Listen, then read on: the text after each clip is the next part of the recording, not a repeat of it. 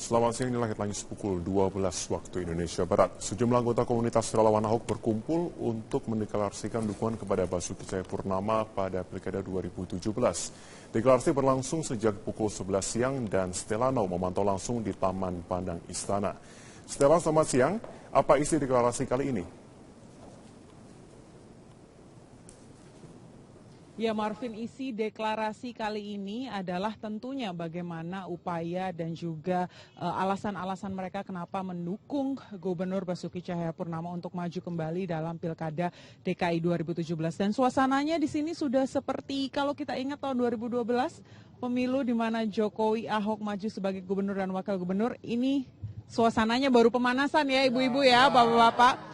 Dan di sini mereka menyuarakan pendapat-pendapatnya kenapa Ahok kemudian dipilih selain karena ketegasan dan kejujurannya, juga bagaimana ketika Basuki Cahayapurnama menjaga anggaran dari pemerintah daerah sehingga benar-benar difokuskan kepada masyarakat. Sekaligus ini juga ada sekretariat bersama Ahok yang terdiri dari 20 kelompok relawan yang datang hari ini 20 kan?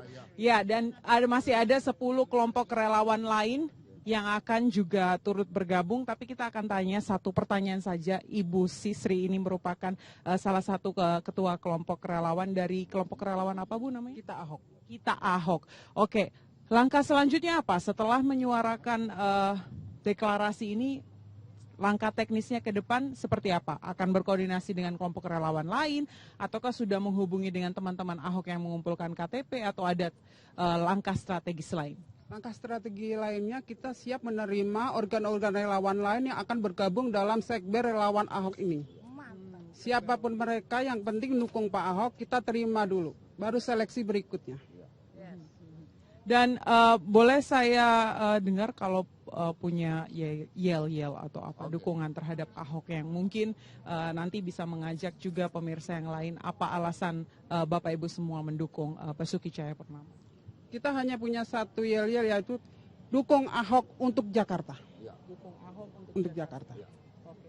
Terima kasih banyak atas partisipasinya Bapak dan Ibu, dan itulah tadi sedikit deklarasi yang diungkapkan mengapa kemudian Basuki Cahaya dipilih kembali menjadi Gubernur DKI di tahun 2017. Akan seperti apa ke depannya, strategi yang akan dilakukan, kita akan pantau terus jelang nanti sampai dengan waktunya Pilkada tiba. Marvin. Stelano melaporkan langsung dari Jakarta Pusat. Terima kasih.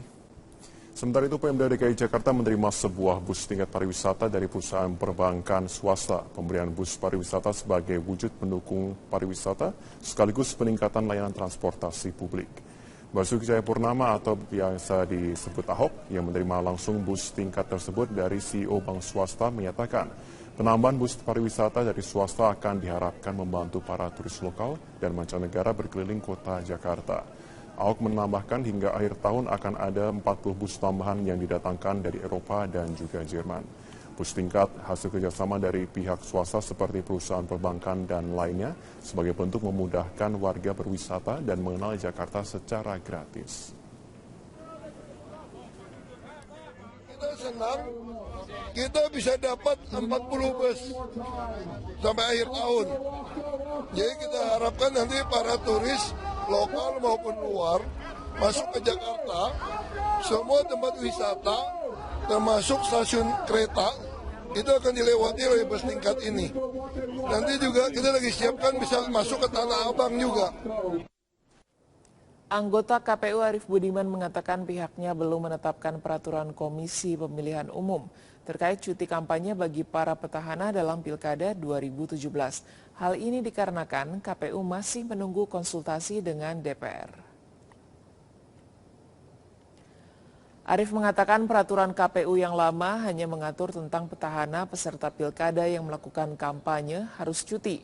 Sementara peraturan KPU mengenai cuti bagi petahana peserta Pilkada di masa kampanye belum ditetapkan karena peraturan KPU yang ditetapkan beberapa waktu lalu hanya mengatur 3 hal, yaitu tentang tahapan, tentang pencalonan, dan tentang pemilihan di daerah khusus. Sedangkan mengenai kampanye baru akan dimasukkan dalam rapat konsultasi dengan pemerintah dan DPR.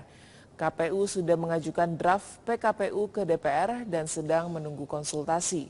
Hal ini sesuai dengan amanah dari Undang-Undang Nomor 10 tentang Pilkada, Pasal 9 huruf A, yang menyatakan bahwa dalam menyusun peraturan KPU dan pedoman teknis, KPU harus berkonsultasi dengan DPR dan pemerintah dalam forum dengar pendapat dan bersifat mengikat. Arief menjelaskan bahwa pihaknya menerima sejumlah masukan terkait dengan kewajiban cuti kampanye bagi petahana yang merupakan amanat dari Undang-Undang Nomor 10 Tahun 2016 tentang Pilkada selama 3,5 bulan. Untuk itu, KPU akan membawa hal-hal tersebut dalam konsultasi sebelum menjadi peraturan KPU.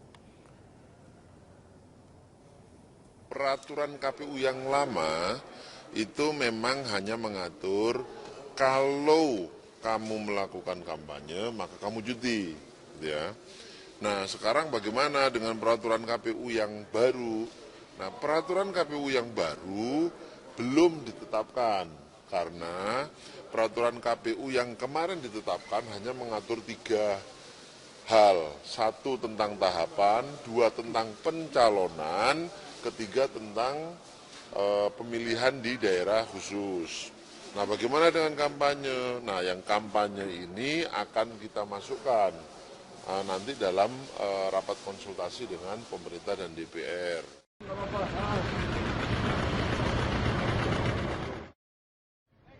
Meningkatkan kualitas dan kebersihan waduk, sebanyak 275 pekerja harian lepas PHL Unit Pengelola Kebersihan atau UPK Badan Air Dinas Kebersihan DKI Jakarta dikerahkan ke Waduk Melati, Tanah Abang, Jakarta Pusat. Pantauan berita Jakarta TV Sabtu 6 Agustus 2016, mereka bahu-membahu membersihkan area Waduk Melati beserta bantarannya. Selain itu, 1 unit eskavator spider juga turut dikerahkan. Sebanyak 80 meter kubik sampah beraneka jenis dapat diangkat dalam waktu 3 jam. Selanjutnya, sampah-sampah ini diangkut menuju tempat pembuangan akhir menggunakan 6 unit truk dan 8 mobil bak. Kemarin kita ada 275 orang. Kalau berapa kubik, totalnya saya ini ada 80 meter kubik. Kebanyakan sampah rumput, pemotongan rumput, rumput dan batang-batang pohon. Truk 3/4 itu ada 6, truk kecil dan carry kita ada 8. Lumut-lumutnya juga kita angkat-angkat.